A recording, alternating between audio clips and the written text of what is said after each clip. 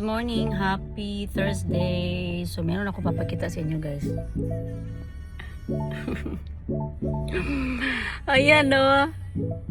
Ito kasi, guys, nung bata pa ako, ganito na talaga yung ngipin ko.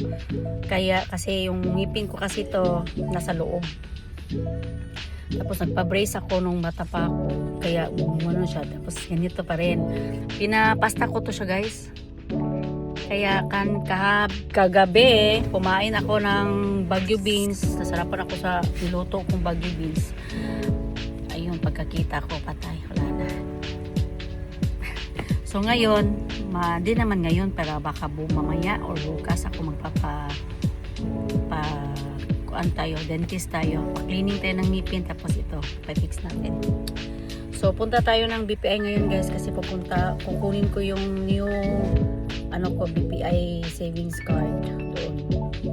And tingnan natin kung meron pa ba or ando na ba, kasi sabi nila first week ng January. So bye, guys. So hi, guys.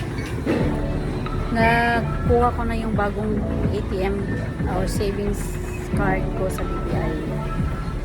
So dito tayo sa may Bigview.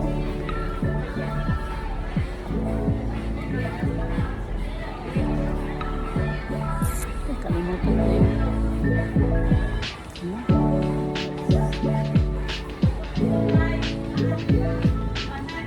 Punta tayo sa dental clinic ko. So, ano ba sila nag-credit card? Tapos papalinis na lang natin ito lahat. Or depende, mag-ask mo na ako magkano yung nila palinis then pasta. Para mayroon tayong alam kung magkano yung gastos natin. Kailangan papalinis natin si Ethan, ako, tsaka si Josh. Saan ba yun?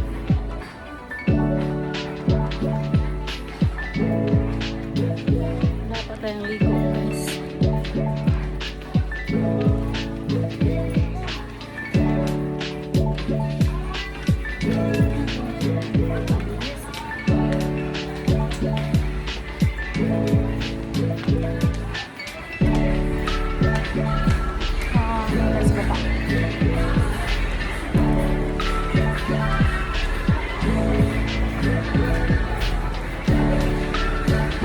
Pagtuloy sila dito. Try natin ito last. Dental clinic. Tapos na, guys. Nagpa-appointment na ako for tomorrow. Pwede malugman. Appointment ako tomorrow. Bukas na lang kaming apat. I don't know ni Jepoy o gusto siya or I don't know. Nakakuhan siya.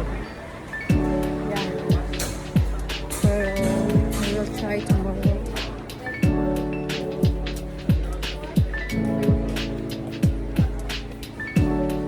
Hindi ako siya sa sinunupan. Hindi na makakas.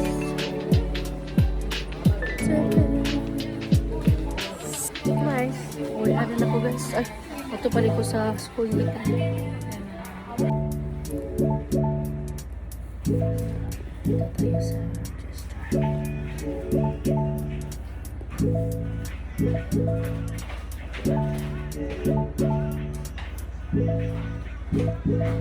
guys, tapos na, guys. Nakuha ko na yung form 137 ni Ethan. So we're here sa cathedral. So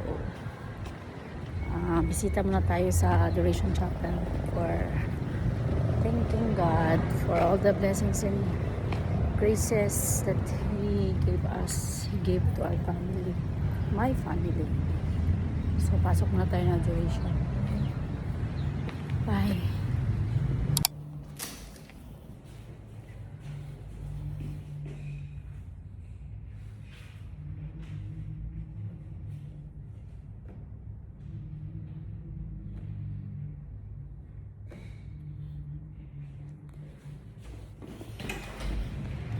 Hi, guys. So we're done praying.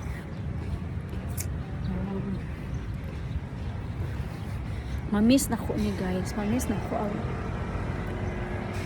Oh, nagilak tawa. Mamiss na ko ag this kind of kan bitaw ka na bitaw gusto ka mag-pray sa adoration. Pwede ra ka makalakaw o maka tricycle.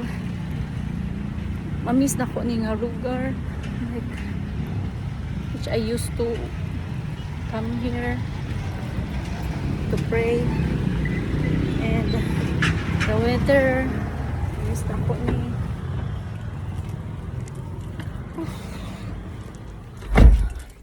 Mamiss na ko ang kainit.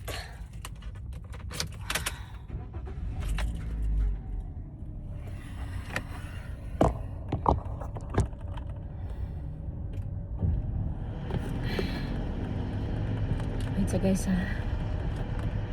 Sa ako sa i-off actually namiss na ako ang tanan pero sa Tagbilaran, namiss na ako mga friends, the way na sa among negosyo, namiss na ako.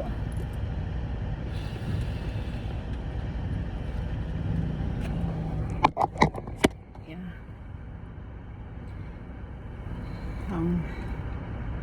Ang routine ako kadadlaw dito sa Tagbilaran, namiss na ako.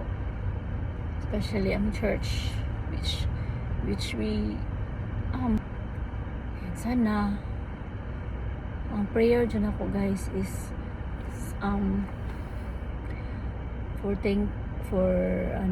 thanking him na gitagaan binigyan kami ng blessings, graces for the gift of life, for the gift of friends, relatives, people nga gihimo niya or ginawa niyang instrumento para sa lahat ng nangyari sa amin ngayon and sa sister niya, dahil kung wala yung sister niya hindi kami makapupunta ng Canada.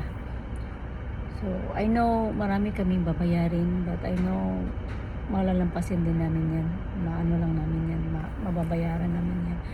And nagpray din ako na sana pagpunta ko ng Canada safely yung travel namin ni Ethan, kami ni Ethan pala, and sana din tawag niyan okay lang yung ano namin sa immigration, okay lang, wala nang problema sa pupunta namin sa Seoul, and ano pa, yeah, sana ganun. Tapos sana magkapagtrabaho na din ako, makakita na ako ng trabaho pagpunta ko ng Canada. Sana makatrabaho na ako, makakita ako ng trabaho kasi I really need to have a work agad-agad because marami tayong babayarin, magpapadala pa tayo sa pagkain nila ni Josh, nila ni Mama, so may suporta pa tayo dito sa pamilya natin. Tapos magbabayad din kami sa bahay, may monthly kami sa bahay, pero June pa daw yun mag-start, but then yeah, I need to save for that. Tapos meron pa kami babayarin sa sasakyan kasi kukuha ng sasakyan si Honey for us to have a transportation, kasi nga mahirap pang walang transportation dun guys, especially now it's snowing, it's cold, so hindi namin siguro kakayanin yung cold dun, especially kami ni Ethan kasi bago pa lang. Pero maano namin yan, ma-experience namin yan sa South Korea pagdating namin. Sana okay lang. Tapos dami talaga akong guys, wala naman ako hiningin, wala talaga akong hiningin kay Lord guys na magiging rich ako, wala naman, hindi. Ang sa akin lang makakain kami ng 3 beses sa isang araw, yun, yung divine protection while driving, traveling, yun lang. Yung mga anak ko safe sila, yun lang. Sana makuha ko sila after 1 year, sila at si Josh. So kukunin ko sila, visitor visa lang yun, and I'm planning na mapa-go to school namin, papabalikin namin sila ng school para kasi pag may mga opportunity na iano ng Canada, makukuha sila, makukuha sila. So yun lang guys, uwi na tayo. Tapos na ako nagpunta sa school. Andito na yung form 137 ni Ethan, which is hindi talaga nila ibibigay sa akin, pero sabi ng principal, makukuha ko daw. So yun, binigay sa akin ng register, and thank you kay ma'am principal. Hindi ko talaga alam yung pangalan ng principal dun sa school ni Ethan guys, promise. But anyways, thank you ma'am, dahil ayun, nakakuha ko yung form 137, and ano pa, yung card na lang ni Ethan, kukunin ni Ethan sa Monday kasi meron silang pictorial sa Monday. So yeah, lahat ng mga tao na yung ginawang instrumento ni Lord, thank you ni Lord, kasi meron siyang taong ginawang instrumento para mapunta kami ng Canada. Tsaka ni Ma'am Elvira pala, yung agency, yung consultant, immigration consultant pala. So yan guys, uwi na tayo. Then pala ako guys, appointment ako bukas ng namin, yung dental. Wala pala kami mamaya bukas, wala pala kami sasakyan. Bukas yung ko, pwede sa Saturday na lang kasi may sasakyan. So yeah guys, thank you. Thank you pala yung nanonood ng mga vlogs ko. Thank you kasi nanonood kayo. Kahit konti lang kayo, okay lang yun. Wala akong problem. Ganun talaga. Wala naman akong hangad dito, kundi may share ko lang yung buhay ko sa inyo, yung naranasan namin. Sana may napupulot kayong aral, sa mga gawa kong vlogs. May nakita kayong yun nga, aral, lesson. So yun guys, ay mamimiss ko talaga yung Tagbilaran guys, as in hindi ko na makikita yung SM, kasi yung SM 2028 daw yun eh. Hopefully settled na kami ngayong buwan na to, kapag na-okay na yung bahay doon, tapos makapaglipat na, para at least yung focus ko na lang doon na lang sa bahay. Tsaka yung isa nandito kasi sa akin si Paulo, bumalik si Paulo sa akin. May mga problema kasi ganoon talaga guys, pag may mga mga relationship kayo, may mga problema, but I know okay na yun sila. Siguro na lang, hindi naman yan pag nasa relationship ka, mayroon talagang problema. Yun lang, malapit na akong dumating sa bahay ko, sa mansyon.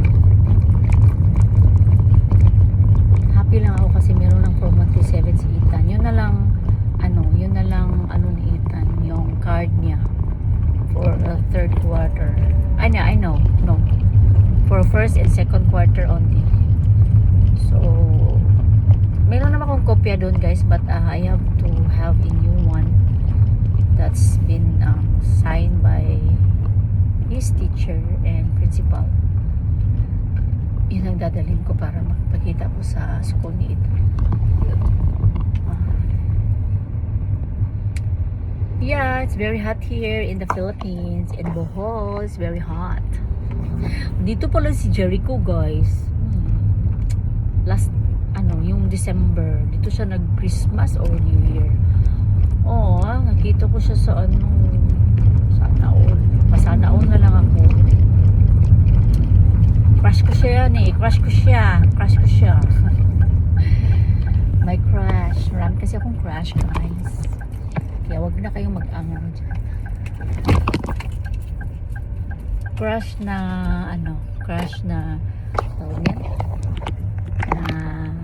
artista. Sayang, meron naman siyang girlfriend eh. Si, ano ba yan? Si Janine, yung girlfriend niya. Yeah, atras tayo kasi andito na tayo sa bahay. Sino ba yung titititititit? Uy, paano na ko eh.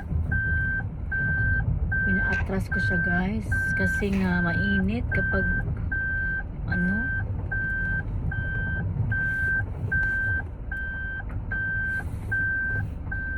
Diba?